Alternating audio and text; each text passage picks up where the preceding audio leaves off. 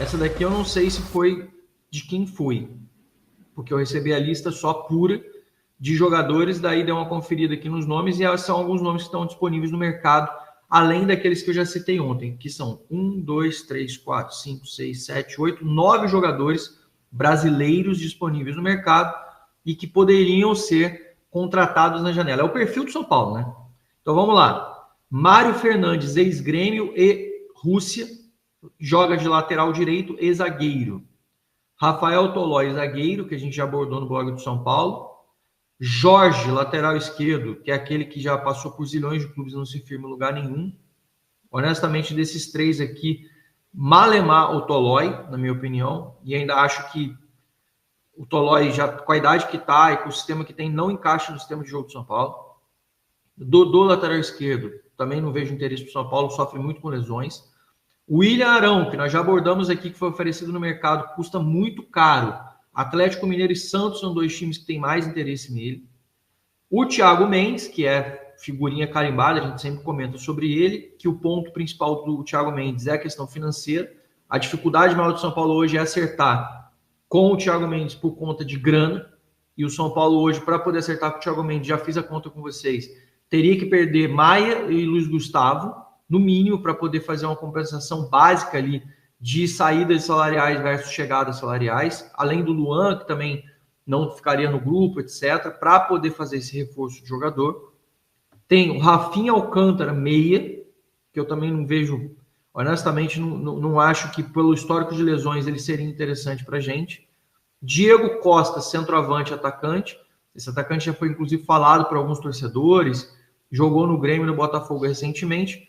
É uma opção, tá? É uma opção desse perfil aí que o Zubeldia gosta, mas ainda se for fazer uma opção de escolha, se tivesse que escolher, na minha opinião, eu ainda acho que vale mais uma aposta num cara tipo Carlão da Ferroviária e um Zampedri, por exemplo, do que no Diego Costa. Acho que esses outros dois caras teriam mais fome de jogar com a camisa do São Paulo do que o Diego Costa, que é um cara que já está rodado demais, já passou por muitos clubes. Acho que o São Paulo ganharia mais com outros jogadores, mas ele está disponível, não posso deixar de falar. E o Vitinho, que é um jogador que o Rogério Ceni queria muito para o São Paulo, jogou com o atleta no Flamengo. Outro cara que gosta muito dele é o Dorival Júnior. Não me surpreenderia que ou Bahia ou Corinthians fizesse a contratação dele. É um jogador que estava na Arábia, é um jogador caro, com salário alto. Não sei como fica o cenário dele num possível retorno para o Brasil. Ele também pode fazer essa função de meia e ponta. Quando alguém fala assim, mas ele também joga aberto, joga. Ele também pode jogar centralizado, pode. É um jogador que se destacou muito pelos gols de fora da área no Flamengo. Naquele Flamengo do Jorge Jesus, ele era um cara acionado em todas as partidas. Ele era um cara que estava sempre aí participando. Eu, particularmente, acho que o São Paulo precisa pensar em jogadores fora da caixa. Acho que o São Paulo tem que evitar jogadores medalhões, jogadores que já estão com a vida consolidada. O São Paulo tem que, na minha opinião, tá? O São Paulo tem que buscar dos jogadores que vão comer muita grama para conseguir seu espaço e que vão lutar muito para conseguir vencer e para conseguir dar certo no clube, além de chegarem aqui com um preço muito mais em conta e estarem dispostos a sofrer e lutar muito mais pelos seus espaços do que outros atletas aí no final das contas. Então, dessas três peças que o São Paulo tem, apesar do São Paulo estar focando aí, como vocês sabem, em atletas experientes, que é uma das coisas que o São Paulo faz, eu, na minha opinião, acho que dá para buscar experiência. Não necessariamente significa trazer um cara de 35 anos, mas você pode trazer caras na faixa de 30, 31, 32, e aí entra a questão da administração do plantel, que é o que a gente sempre aborda, sempre fala, para que o São Paulo consiga não sangrar tanto, deixar seus jogadores exauridos, destruídos fisicamente e sem condição e capacidade de poder desempenhar o seu melhor futebol, que era o que estava acontecendo até agora há pouco. Jogadores caem com uma queda de rendimento brutal. Para alguns jornalistas, por exemplo, Arnaldo Ribeiro, ele fez, não sei se informação, mas não, ou opinião, mas ele vem declarando que o São Paulo vai ter um time mais fraco no segundo semestre. Eu, particularmente, discordo. Eu acho que, por exemplo, se você perdeu o Pablo Maia hoje, o São Paulo nem teve o Maia no primeiro semestre. Então não dá para dizer que o São Paulo vai estar mais enfraquecido do que estava.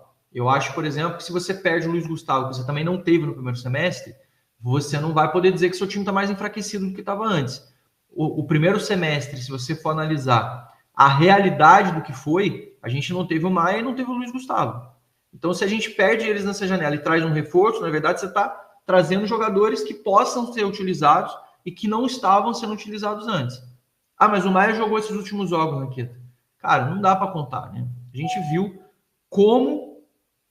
gente viu a realidade de como o Pablo Maia está fora de ritmo, como o Pablo Maia sentiu demais. É claro que ele vai melhorar junto com vários outros jogadores, mas o Pablo Maia já faz tempo que está nesse ensaio de sair para fora do país, o São Paulo precisa vender. E entre os jogadores que estão aí mais na bola da vez das vendas, como a gente vem falando bastante mesmo, são esses dois.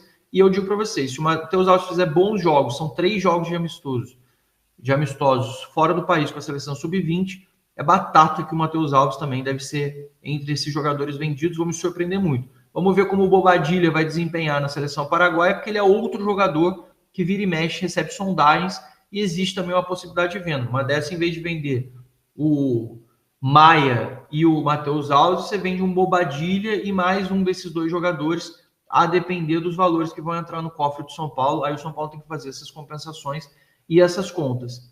Muita gente pergunta sempre, se fizer as 2 vendas, tem condição do São Paulo fazer alguma contratação mais decente do que o São Paulo faria? Tem, porque o FDIC é isso. Entra dinheiro, te permite ter mais fôlego de gasto. Se você não tem dinheiro entrando, você está no limite, você não tem como aumentar o seu limite para gasto. Então, é diretamente proporcional a melhores vendas, possibilidade de fazer mais investimentos de contratações de chegada dos atletas aí, para você fazer essas avaliações. Tamo junto, fiquem com Deus, vamos São Paulo e fui!